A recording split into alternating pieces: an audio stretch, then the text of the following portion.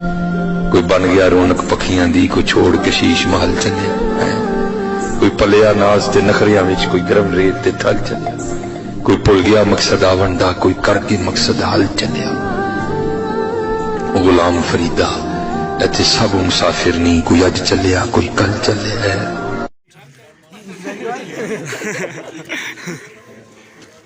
हिंदी है हम वतन है हिंदुस्तान हमारा, जो भरा नहीं है भावों से, बहती जिसमें रफ्तार नहीं, वो हृदय नहीं है पत्थर है जिसमें स्वदेश का प्यार नहीं।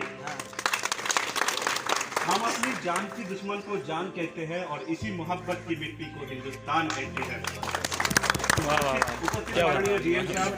सभी सीनियर और आदरणीय मेरी सहयोगी साथियों, सबको स्वतंत्रता दिवस की हार्दिक शुभकामना। मैं मोहम्मद इकबाल हुसैन आप लोगों के साथ कुछ अपना विचार साझा करना चाहता हूँ। सड़क की भाषा नहीं लिखी है, नहीं गजल सुनाता हूँ, कविता लिखनी नहीं आती, चीखे लिख के जाता हूँ। देश मेरा जल रहा है, आग लगी है सीने में, हुक्मरान सब व्यस्त दिखे खून गरीब का पीने में, तो मंदिर या मस्जिद का पक्ष नहीं मैं लाया हूँ, घायल भारत चीख रहा है, चीख सुनाने आया हूँ। हृदय तो उस दिन फट गया था जब पुलवामा में एक बूढ़ी माँ अपने बेटे को चित्रों को देखकर बोली, साहब आप तो भर्ती में 1 इंच भी कम नहीं देते, हम आधा शरीर कैसे ले ले। हृदय तो उस दिन फट गया था जब एक विधवा की चीख पुकार पुकार के बोल रहे थे, प्यार भी भरपूर गया, मांग का सिंदूर भी गया, नन्हे ननिहाल की नंगुटियाँ चली गई, भाई की पढ़ाई गई, बाप की कमाई गई। ऐसा एक विस्फोट हुआ, सारे जिस्म की गोटियाँ चली गई।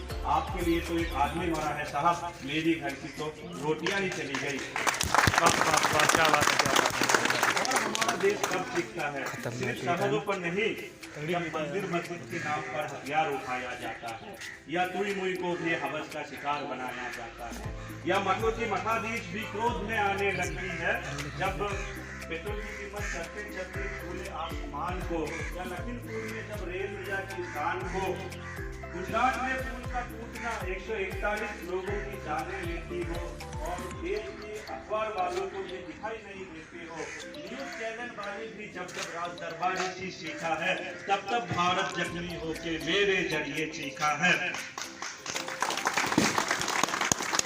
जब मीठी बातें दरबारों की डरते वापस आई है, भूखी चीखे संसदों की घर पे वापस आई है, जब झपड़पट्टी से ज्यादा जरूरी राजमहल की गोरी है, मजबूरी में नन्हे बेटी कूड़े दान में छोड़ी है, जब अदालतों की चक्कर काटते हिस्से बूढ़ी लाठी है, दफ्तरों ने पेंसिलों में हिस्सेदारी काटी है, तब जाके इस जबान को धारदार बनाया है, शब्दों को अंगार दे चिंगार बनाया है, मजदूरों की दामन का टूटा बिखरा खौफ लिखा है, और बागी कलम की नोक से हमने इनकलाब लिखा है। वाह वाह, क्या बात, क्या बात।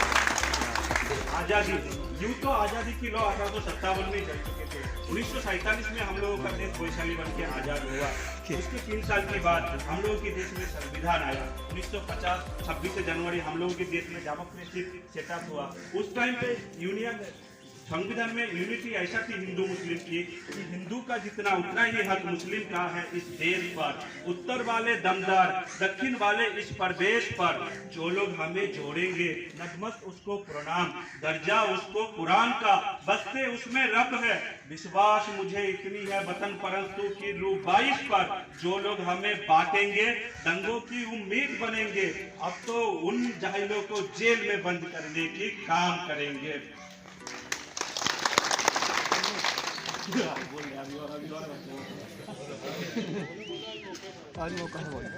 मैं नहीं मानता व्हाट्सएप और फेसबुक की डीपी को 3 रंग से रंगना ही देशभक्त है।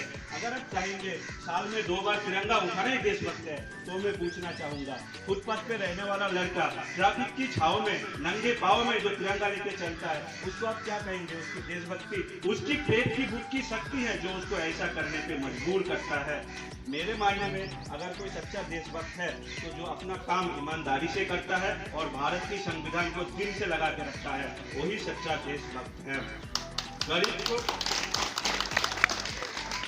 गरीब मजदूर को मजदूर समझिए, मजबूर नहीं, गरीब को काम दीजिए, दान नहीं। अगर दान देने की इच्छुक है तो जीते जी रक्तदान दीजिए और मरने के बाद अंगदान देके किसी को जीवनदान दीजिए, यही सबसे बड़ा देशभक्त है।